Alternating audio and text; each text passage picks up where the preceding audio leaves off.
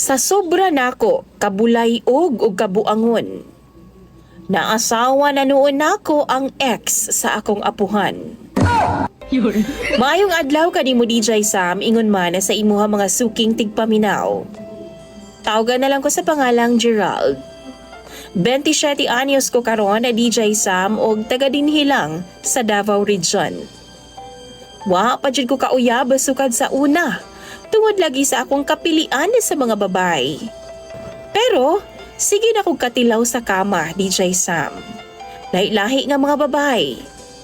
Wa lang jud mi relasyon kay sa panahon karon. Game naman pod ang mga babay. Sex ra pod ang habol sa amo ang mga lalaki. Malipayon og okay ra jud kaayo ang ana nga setup sa akong kinabuhi, DJ Sam. Hangtod nga niabot ang usa ka unos sa akong kinabuhi. Fiesta kadto sa Picas Barangay. 23 anyos ko ni adto nga time. Kauban ako ang akong tulo ka mga barkada, DJ Sam, na mistami. Naa dito nagpuyo ang ex sa akong lolo. Gidana ako ang akong mga friends sa DJ Sam, kay lagi mga ni. Napa ko'y mga apuhan, kompleto pa sila, DJ Sam. Mauto pag-abot namo dito, nangumusta si Inang Bining sa akong lolo og chika-chika pod mi.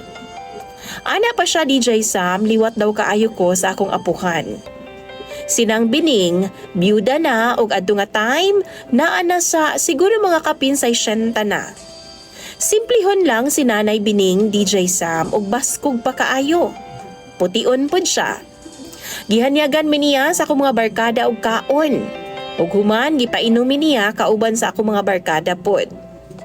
Nagabi na lang pag-ayo, DJ Sam, medyo hubog na gyud kaayo ko. Akong mga kauban gipangsundo na daw sa ilang mga asawa ug uyab. Pero ako nahibilin ko og pirti jud na akong pagkahubuga. Bandang alas 9 sa buntag, DJ Sam, kuratan kaayo ko. Didto na ko nakamata sa kwarto ni Nang Bining.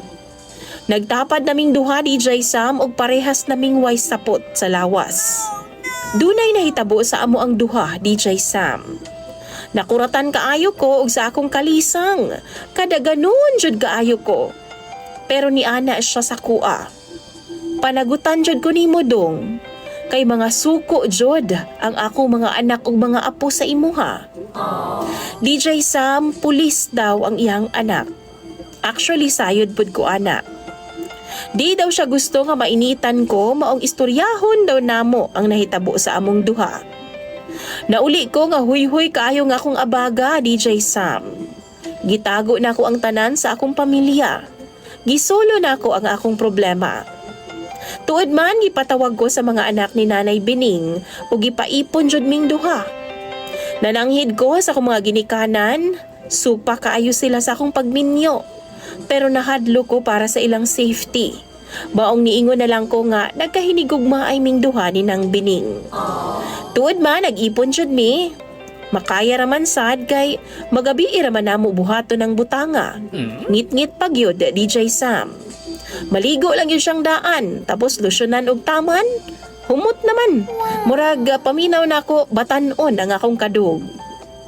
Wala lang jud pasigahay og suga, DJ Sam, kay mo action gyud kog kabalaka kung makita na ako ang iyang hitsura. Tuod man, mag 4 years naming duha nga nag-uba ni Nang Bining.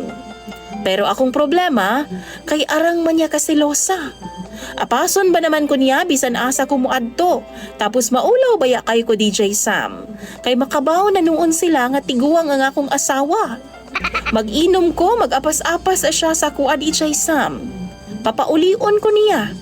Usahay pud musabak pag sa ako Baho-baho na intawon og kagwang ang tangkugo, DJ Sam, pero giantos na lang nako. Kabaw mo, dili jud na ako mabulagan na si Nang Bining. Kay kung aksyonan ako siya biya, magpaligis daw siya sa kalsada, DJ Sam. Magbilin daw siya suwat nga ako daw hinungdan sa tanan.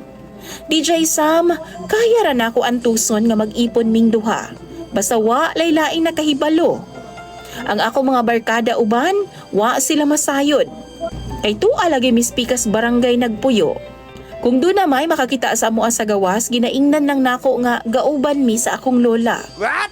DJ Sam, na ay mga panahon nga iyahaman kong ginabuking. Usahay ba yan no magluod-luod siya, di kunuhay mo kaon, di kunuhay ko niya padugon, mura gidraba ganahan ko. Kung ugaling man masakpan ko niya nga gidinay na ko siya. Unsa may angay na kong buhaton. Palihog tambagi daw ko ninyo, bi? Imong sender, DJ Sam, Gerald.